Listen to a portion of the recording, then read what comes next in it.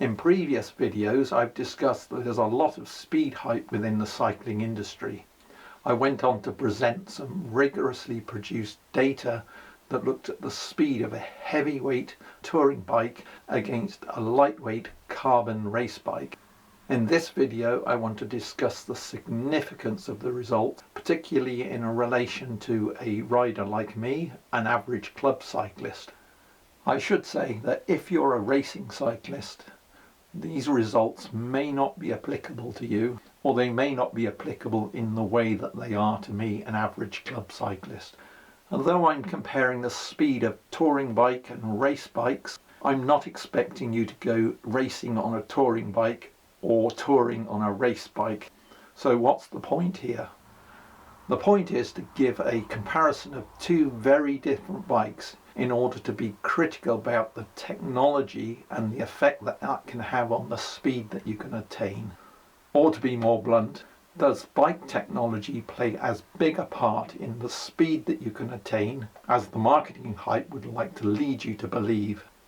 I described the rigorous way in which I produced the data in an earlier video, and you can see a link to it up here.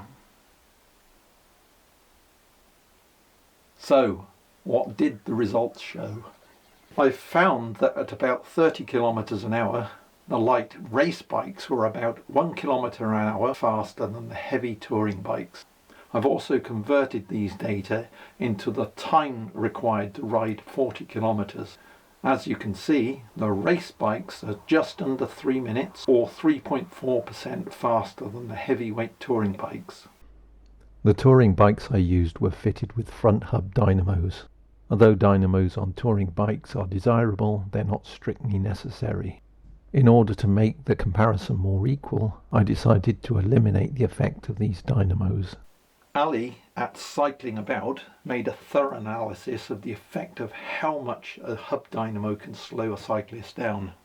He found that a hub dynamo, like mine, with a rider of my weight accounts for about 43 seconds per hour, which equates to about 1 minute 9 seconds over 40 kilometers. When compensating for the unconnected dynamo, the speed advantage that the race bike has is reduced to 0.6 kilometers an hour. So now the race bike's about 1 3/4 minutes faster than the touring bike. That's about 2.1%. Okay, I'm not daft. Well, not as daft as my wife says I am anyway. I know we don't buy nice, shiny new bikes just because they're faster. It's a lot more complicated than that. However, let's face it, much of the marketing hype says we should. For the same physiological input, I compared the speed of touring bikes weighing about 16 kilograms with lightweight race bikes that weighed about half the amount. The race bikes were about 2% faster than the touring bikes. The interesting thing here is not the comparison between the touring bike and the race bike, but extrapolating to much more expensive bikes. More expensive bikes that the cycle industry marketeers try to persuade you are going to be so much faster. However, the law of diminishing returns means that the actual benefit is going to be much less than the 2% difference between the race bike and the touring bike. How much I can't say, but it's likely that you'll have to spend a lot of money to get a very small increase in speed. If it's speed you're after, there are probably better ways of spending or not spending your money.